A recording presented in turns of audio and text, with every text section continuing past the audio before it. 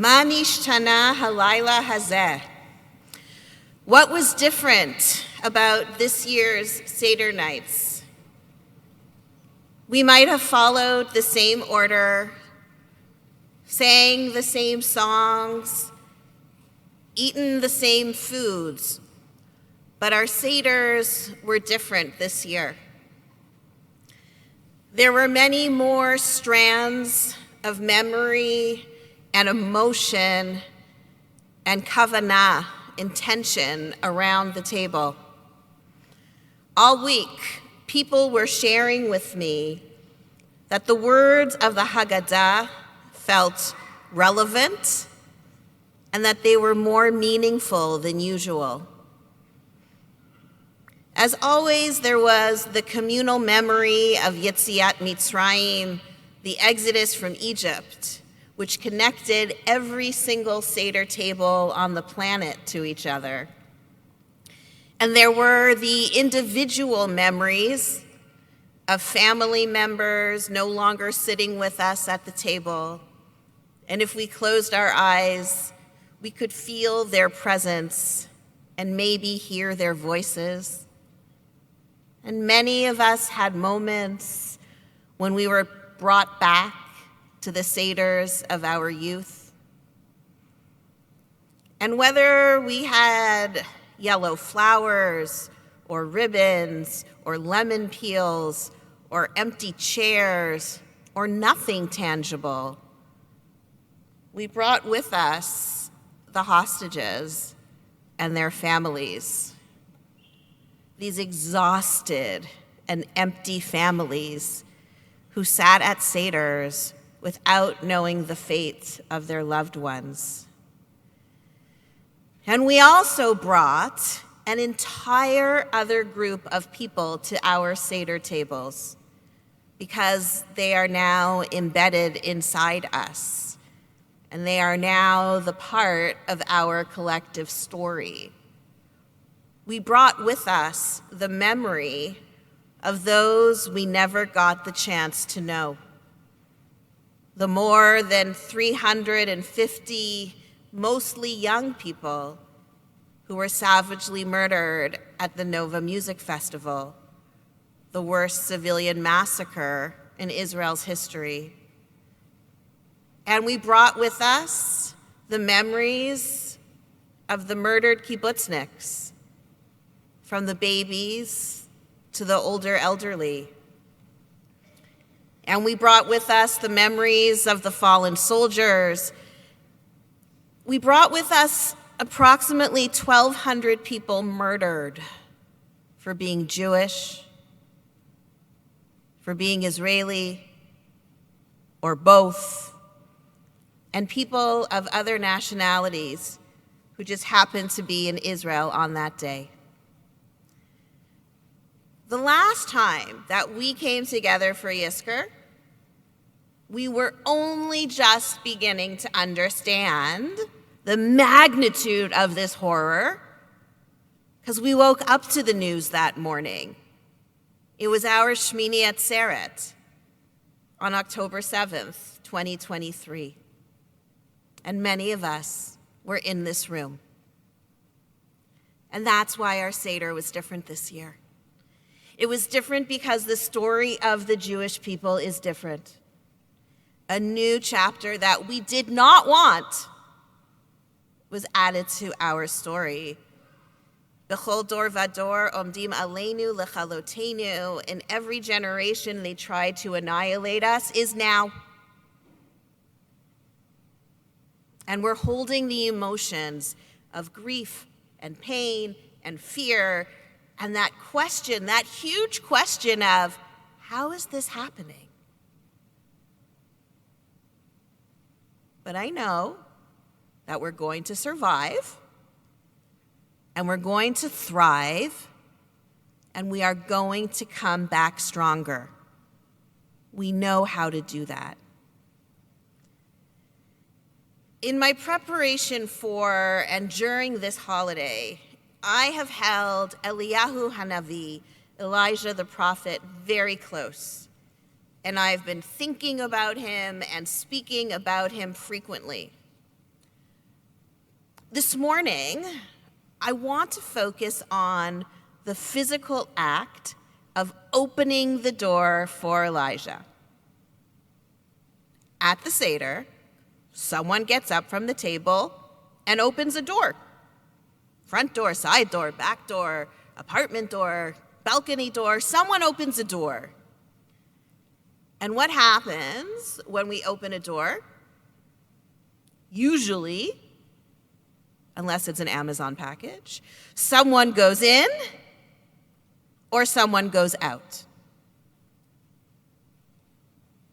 Now, in your mind, I want you to go back to those video clips that you've seen of soldiers opening the door to their homes, to their children's classrooms, to their grandparents' apartments, and they return for those hugs after months away in Gaza or in the north.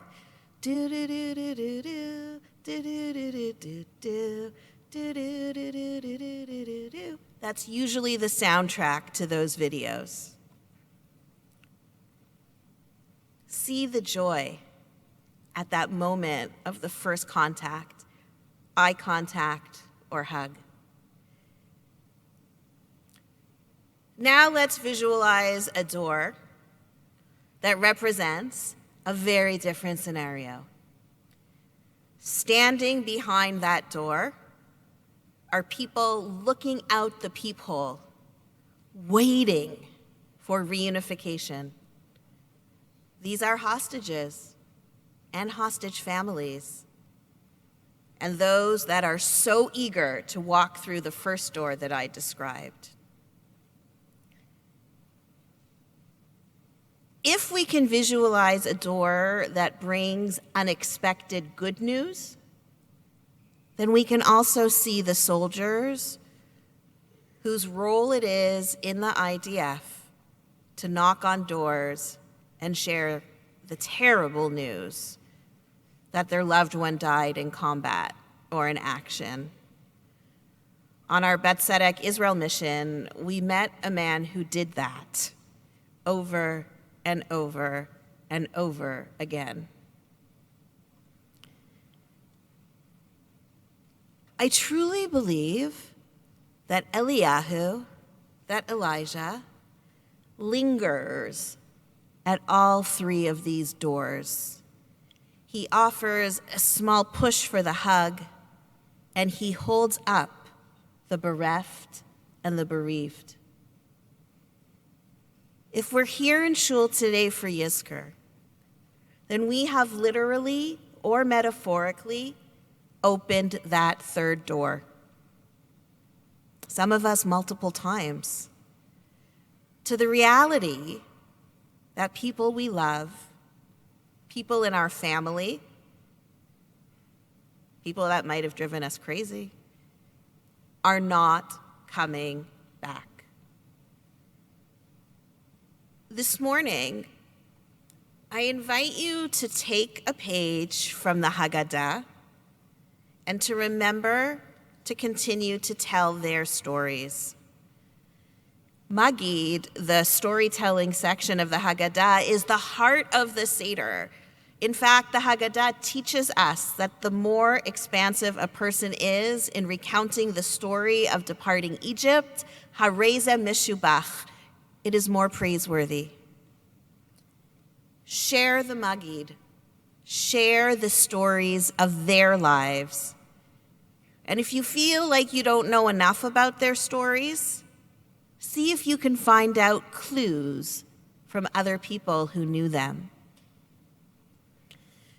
While it was certainly meaningful and probably necessary on a deep internal level to bring October 7th to our Seders, let us not lose sight that in addition to being part of the family of the Jewish people, we are all a part of our own families. And so let's take time now to bring our loved ones, those that we will momentarily recite Yizkor for, into our hearts. The people you knew, the people you loved, the people you laughed with, the people who came inside that front door with you, welcome them in. Take yourself back to the Seder last week. Open the door for Eliyahu and see them there. See them. Look at them. Smile at them. And then what would you ask them? Here are 4 questions you can consider. How did your life, change them? What was hard for them? When did they feel like they shined? What do they think about this moment in time? And what would you tell them? Let's stick to that Pesach magic number 4. You could tell them how their lives impacted your life. You could tell them how, if you're able to do it, you fill up the empty hole, which was the time in your life, their presence. You could tell them what frightens you, and you could tell them what gives you hope. As I have reiterated throughout this Pesach, opening the door for Eliyahu is ultimately about hope and faith in a better tomorrow. Ani ma'amina be'emunah shlema. I believe with full faith and hope that our loved ones continue to teach us and guide us and love us, even from the world to come. When we find ourselves hesitant behind new, literal or metaphoric doors, call on the strength of your loved ones to gently push you through. Rabbi Yael Hammerman wrote, I imagined how it might be to open the door for Eliyahu HaNavi, and behind the prophet in an unending line would be all of our loved ones waiting. Divine. Mommies with Band-Aids and a big pot of soup. Daddies with warm shoulders beneath the basketball hoop. Sisters laughing and smiling with jump rope in hand. Brothers wrestling and jamming along to the band. The floodgates of memory, undammed by that open door, though stuck in one spot, were transported to times of yore. Time doesn't flow in only one way. It curls and unfurls through each passing day. Their spirits are with us, though we may be alone. We feel their soup, their shoulders, and jump ropes deep in our bones. Though we scour ourselves of unwanted chametz, cleansing our hearts of each unwelcome trace, we remained leavened as our memories rise of those to whom we have said our forever goodbyes. It's time to take out our Yizkor pamphlets, our Yizkor booklets,